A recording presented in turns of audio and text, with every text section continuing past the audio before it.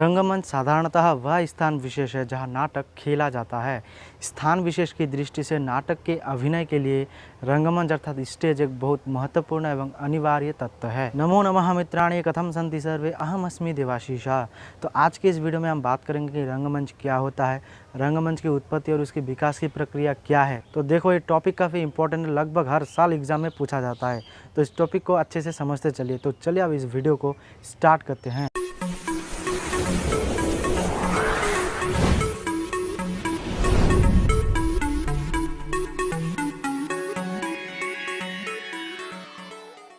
साहित्य के सभी प्रकारों में नाट्य श्रेष्ठ माना गया है क्योंकि इसकी रचना को कवित्व का अंतिम सीमा कहा जाता है।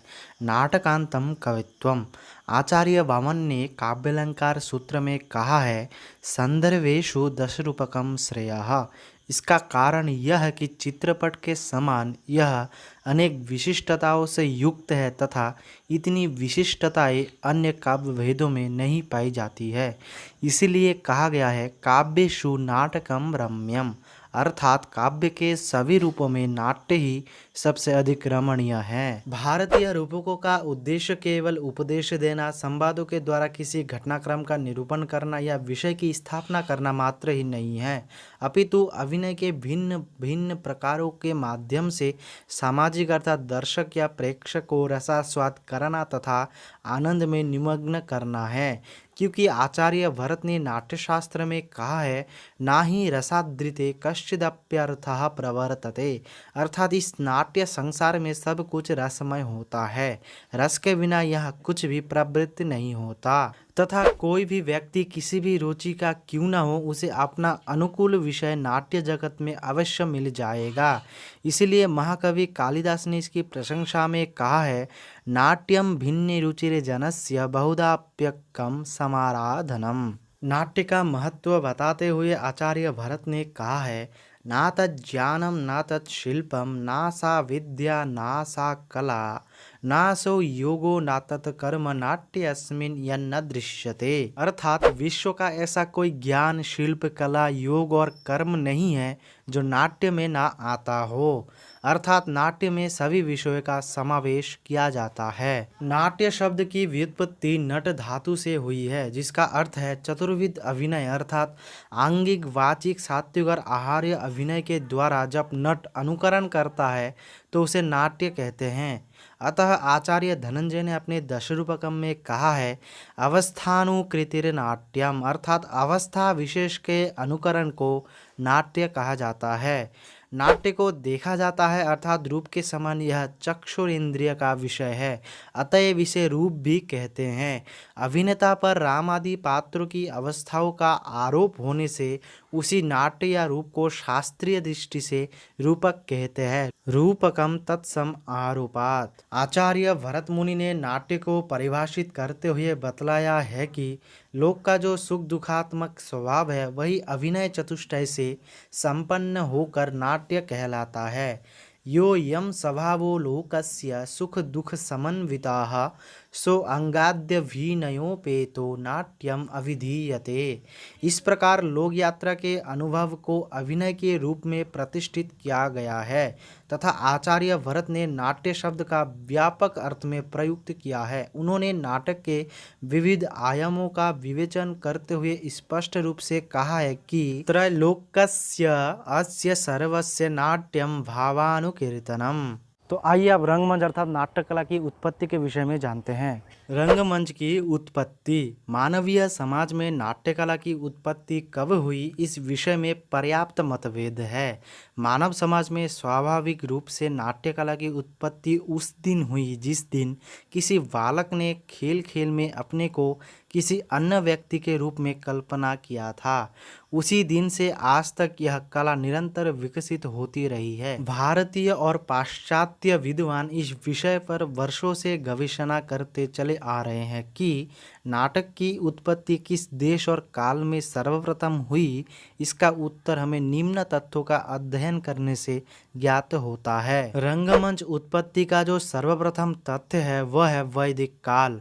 ऐसी मान्यता है कि नाट्य कला का विकास सर्वप्रथम भारत में ही हुआ। ऋग्वेद में नृत्य कला का इतना प्रचार हो चुका था कि उषा का वर्णन करते हुए ऋषिगण उसकी उपमा में एक नर्तकी से देते हैं। इसके अतिरिक्त नाटक के मुख्य अवयव संवाद का उल्लेख भी, जैसे पुरूरवा उर्वशी, यम यमी, इंद्र इंद्राणी, शर्मापणि के कथोपकथन में उपलब्ध होता है। ऋग्वेद के सूक्तों में सोम विक्रय के समय सोम बेचने वाले वनवासियों के साथ यजमान सोम विक्रेता और अध्वर्यु का संवाद अभिनय का सूचक प्रतीत होता है। शुक्ल यजुर्वेद की वाजस्नेयी संहिता के तीसरे अध्याय की छठी कंटिका में शैलुष शब्द आया है, जिसका अर्थ होता है अभिनेता। इससे नाट्यकला की प्राचीनता प्रमाणित होती है। इसके पश्चात जो दूसरा तथ्य है वह है रामायण, महाभारत और पुराण काल। वेदों के पश्चात रामायण, महाभारत और पुराण के अध्ययन से ज्ञात होता है कि उस समय नाट्य कला प्रचलित हो चुका था और नाटकों के विकास का क्रम प्रगति पर था। नाटकों में रस परिपाक पर भी ध्यान दिया जाता था। रसै श्रृंगार करुण हास्य रौद्र भयानकैः वीराधिवीरसैर्युक्तं काव्यमेतद् गायताम्। शैलुष और उनकी स्त्रियों के उल्लेख से स्पष्ट होता है कि इस काल में अभिनेता और अभिनेत्रियां भी थी। शैलुषाश्च तथा स्त्रीभिर्यान्ति। हास्यरस वाले नाटक भी खेले जाने लगे थे। वादयन्ति तथा शान्ति लासयन्त्यपि चापरे नाटकान्यपरे प्राहुः हास्यानि विविधानि च। वाल्मीकि रामायण के निम्नलिखित श्लोकों में नाटक, नट, नर्तक आदि का स्पष्ट उल्लेख मिलता है। नाराजके जनपदे प्रकृष्ट नट नर्तकाः। महाकवि वाल्मीकि राम के राज्याभिषेक का वर्णन करते समय लिखते हैं कि उस समय विभिन्न प्रकारों के उत्सव हो रहे थे तथा नटों, नर्तकों और गाते हुए गायकों के कर्ण सुखद वचनों को जनता सुन रही थी। नट नर्तक संघानां गायकानां च गायताम् यतः कर्ण सुखावाचः सुस्राव जनता ततः। इसी प्रकार महाभारत में दो नाटकों का स्पष्ट उल्लेख मिलता है, रामायण नाटक और कौवे रंगाभिसार नाटक। इन नाटकों में अभिनय का विलक्षण इतिहास है। इसी प्रकार पुराणों में भी हरिवंश पुराण, भागवत पुराण और मार्कंडेय पुराण में भी नाट्य की समृद्ध परंपरा का उल्लेख मिलता है। इसके बाद आता है बौद्ध काल। बौद्ध काल में नाट्य कला का प्रचार भारतव्यापी होना विनय पिटक के द्वारा प्रमाणित होती है। बौद्ध ग्रंथों में विनय पिटक के चूल्लबग्ग में यह कथा मिलती है कि अश्वजित और पुनर्वसु नामक दो भिक्षु एक बार कोटागिरी की रंगशाला में अभिनय देखने गए। नाटक की समाप्ति होने पर वे दोनों नर्तकी के साथ मधुर आलाप करते रहे। इसकी सूचना जब बिहार के महाबस्तिर के पास पहुंची तो उन्होंने उन दोनों भिक्षुओं को बिहार से निर्वासित कर दिया। इसके बाद है आचार्य कौटिल्य। कौटिल्य का अर्थशास्त्र भी इस बात को प्रमाणित करता है कि उस समय नट, नर्तक, गायक, वादक, कथावाचक, कुशीलव अर्थात नृत्य के साथ गाने वाले, प्लवक अर्थात रस्सी पर खेल दिखाने वाले, सौविक अर्थात इंद्रजालिक चरण आदि विद्यमान थे। उतना ही नहीं, प्रत्येक मंडली का राजकर अर्थात इंटरटेनमेंट टैक्स भी निश्चित था। यदि नटों की कोई मंडली बाहर से खेल दिखाने के लिए आती थी तो प्रत्येक खेल का 5 पण अर्थात राजा को कर के रूप में देना पड़ता था। पाणिनि और पतंजलि। आचार्य पाणिनि का समय ईसा से 4th शताब्दी पूर्व माना जाता है। पाणिनि के सूत्र में हमें 2 आचार्यों के नाम भी प्राप्त होते हैं, शिलालीन और कृशाश्व। इन दोनों की कृतियों अतीत के गर्भ में निहित है। इससे स्पष्ट होता है कि महर्षि पाणिनि से बहुत समय पूर्व नाट्यशास्त्र अपनी पूर्व उन्नत अवस्था को प्राप्त हो चुका था। पाणिनि केवल अष्टाध्यायी की नहीं अपितु जाम्बवती जय अर्थात पाताल विजय नामक नाटक भी लिखा था, जैसा कि निम्नलिखित श्लोक से ज्ञात होता है। स्वस्ति पाणिनये तस्मै येन रुद्र प्रसादतः आदौ व्याकरणं प्रोक्तम ततो जाम्बवती जयम। महर्षि पतंजलि ने अपने महाभाष्य में कंसवध और बलिबंध नामक नाटकों के खेले जाने का उल्लेख किया गया है। महाभाष्य में रसिको नटः पद से सिद्ध होता है कि पतंजलि के समय रस सिद्धांत पूर्ण ज्ञान था। इनके बाद आता है संस्कृत नाटकों का विकास। भारतीय नाटककारों में सबसे प्राचीन रचनाएं नाटककार महाकवि भास की प्राप्त होती है। तत्पश्चात शूद्रक, कालिदास, अश्वघोष, हर्ष, भवभूति आदि के नाटक प्राप्त होते हैं।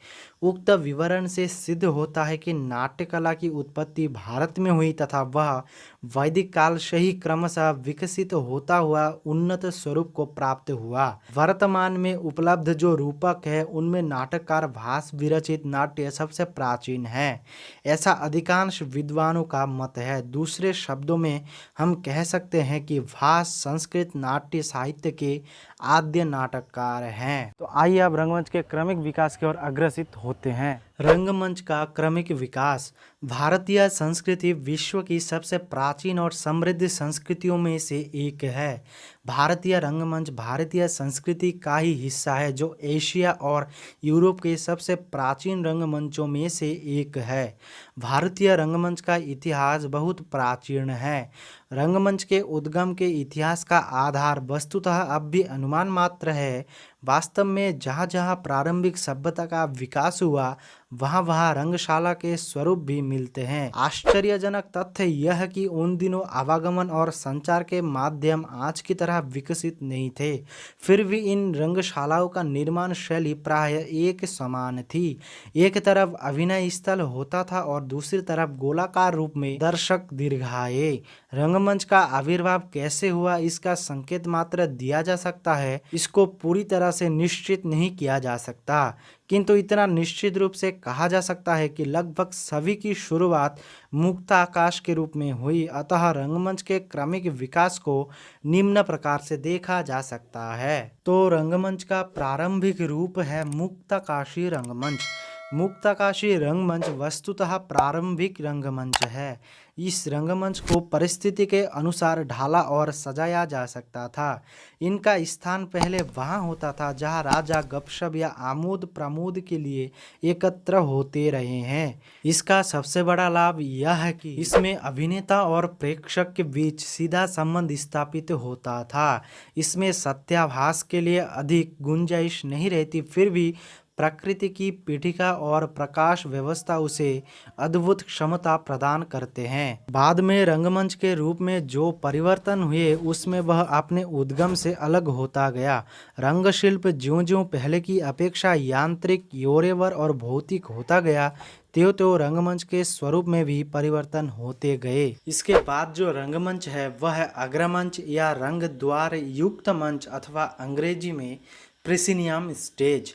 रंगमंच के इतिहास में सबसे बड़ा परिवर्तन ये हुआ कि प्रेक्षागृह ने बंद भवन का रूप ग्रहण किया, जिससे वह प्राकृतिक वातावरण से भिन्न हो गया। किंतु उसी प्रक्रिया में एक नई कोटि का रंगमंच अस्तित्व में आया, जिसे अग्रमंच या रंगद्वार युक्त मंच अथवा प्रेसिनियम स्टेज कहते हैं। पार्मा के फार्निस थिएटर के रूप में 1618 में एलियोती के द्वारा इसका आविर्भाव हुआ। यू की शक्ल वाला यह रंगमंच अग्रमंच की मस्तक वाले रंगमंच के साथ जुड़कर नाट्यशाला के एक नए रूप का आकार धारण किया, जिसे घुड़ताल रंगमंच अंग्रेजी में हॉर्स शो स्टेज कहते हैं।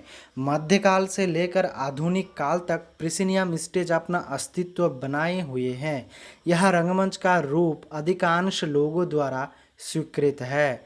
इस रंगमंच की विशेषता यह है कि रूपकार में यह ऐसा ज्ञात होता है कि प्रेक्षक इसकी तरफ एक ही ओर से उन्मुख होते हैं और एक ही रंग द्वार से प्रदर्शन को देखते हैं। इसके बाद है अखाड़ा रंगमंच या अरेना स्टेज। रंगमंच के विभिन्न रूपों में अखाड़ा रंगमंच या अरेना स्टेज, जिसे आजकल वृत्त रंगमंच या थिएटर इन द राउंड भी कहा जाता है, जो कि विशेष लोकप्रिय हुआ है। इस रंगमंच में अभिनय स्थल मध्य में होता है और प्रेक्षक उसके चारों ओर बैठते हैं। कुर्सियाँ ढालू होती है और अभिनय सबसे निचली सतह पर या 1-2 फीट ऊंची सतह पर किया जाता है। आगे की कुर्सियाँ अभिनेताओं के बहुत करीब होते हैं, जिससे प्रेक्षक की आत्मीयता बनी रहती है। ऐसे नाटकों के प्रदर्शन के लिए जिनमें स्थलों की विभिन्नता होती है, परिचालक प्रायः पूरे रंगमंच को विभिन्न स्थलों में बांट देते थे और प्रतीक चिन्ह रूप में उनका बोध कराने के लिए कुछ दृश्य सज्जा निर्धारित कर लेते थे। एक तरीका ये भी होता था कि रंगमंच के विभिन्न क्षेत्रों को विभिन्न रंगों से रंगा दिया जाता था। परिवेश के निर्धारण की जिम्मेदारी इस प्रकार प्रेक्षक की कल्पना, सज्जा के संकेत और अभिनेता की वाणी पर होती थी। इसके बाद है बहुरूप मंच या मल्टीफॉर्म स्टेज। मुक्ताकाशी, रंगद्वार तथा वृत्तमंच आदि पारंपरिक रंगमंचों के अतिरिक्त आधुनिक युग में रंगमंच के रूपाकार को लेकर अनेक प्रयोग हुए हैं। इनमें से एक प्रयोग बहुरूप मंच या मल्टीफॉर्म स्टेज भी है। इन तीनों मंच रूपों को एक रंगशाला में समावेश की आकांक्षा भी प्रबल रही है। फलतः वास्तुकारों ने ऐसे मंच निर्मित किए हैं जिनमें इन सब का योग मिलता है। मुक्ताकाशी या वृत्तमंच तक के रंगद्वार जोड़कर बहुरूप मंच विकसित किया गया है। ऐसे मंच विभिन्न शैलियों के नाटकों को खेलने के लिए या एक ही नाटक में अनेक रंग शैलियों का उपयोग करने की दृष्टि से बड़े उपयोग हो सकते हैं। तथापि बहुरूप मंच पूर्ण नहीं होता। उसके लिए तो बहुत धन की अपेक्षा तो है ही, उसके साथ ही साथ एक सरल स्पष्ट रूपाकार की भी अपेक्षा रहती है। कक्ष रंगमंच या बॉक्स सेट स्टेज। कक्ष रंगमंच के अतिरिक्त और कोई भी रंगमंच का पारंपरिक आधार नहीं है।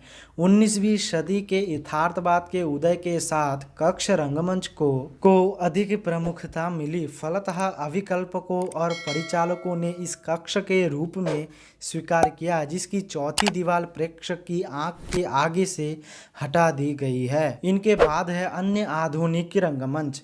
बिजली के आविष्कार के साथ रंगमंच के स्वरूप में क्रांतिकारी परिवर्तन हुए। यान मंच, जिसे बेगन स्टेज, उद्गामी रंगमंच अर्थात एलिवेटर स्टेज, अधोगामी स्टेज, सर्पी मंच अर्थात स्लाइडिंग स्टेज, चक्री मंच अर्थात रिवॉल्विंग स्टेज आदि उल्लेखनीय मंच प्रयोग हैं। ये सब यांत्रिक मंच हैं और इन सब मंचों के पीछे एक ही सुविधा का भाव है कि इन पर दृश्य को ऊपर नीचे इधर उधर सरकाकर या घटित दृश्य को हटाकर दूसरे तैयार किए गए दृश्य को एक स्थान पर प्रतिष्ठित किया जा सकता है। इसमें एक साथ एक से अधिक दृश्य तैयार किए जा सकते हैं और दृश्यांतर के लिए यवनिका की आवश्यकता भी नहीं पड़ती है। इस प्रकार मंचों के इन रूपों को देखते हुए लगता है कि वे और अधिक जटिल और यांत्रिक हो गए हैं। तो ये था हमारा आज का वीडियो, जिसमें हमने जाना कि रंगमंच क्या होता है और रंगमंच की उत्पत्ति और उसके विकास की प्रक्रिया क्या है। अतः उक्त विवेचन से पता चलता है कि भारतीय संस्कृति विश्व के प्राचीन और समृद्ध संस्कृतियों में से एक है। भारतीय रंगमंच भारतीय संस्कृति का ही एक हिस्सा है, जिसका इतिहास बहुत प्राचीन है। रंगमंच का प्रारंभ वस्तुतः मुक्ताकाशी रंगमंच से हुई थी, जिसके बाद क्रमशः अग्रमंच, अखाड़ा रंगमंच, बहुरूप मंच, कक्ष रंगमंच और आधुनिक रंगमंच से रंगमंच का विकास हुआ है। तो ये था हमारा आज का वीडियो। अगर आपको वीडियो थोड़ी सी भी हेल्पफुल लगी तो प्लीज़ वीडियो को लाइक कर देना और अगर हमारे चैनल पर नए तो प्लीज़ चैनल को भी सब्सक्राइब कर देना, ताकि वीडियो बनाने का मोटिवेशन हमें इस प्रकार मिलता रहे। तो आज के इस वीडियो में इतना ही, मिलते किसी नए वीडियो में, तब तक के लिए जय हिंद, वंदे मातरम।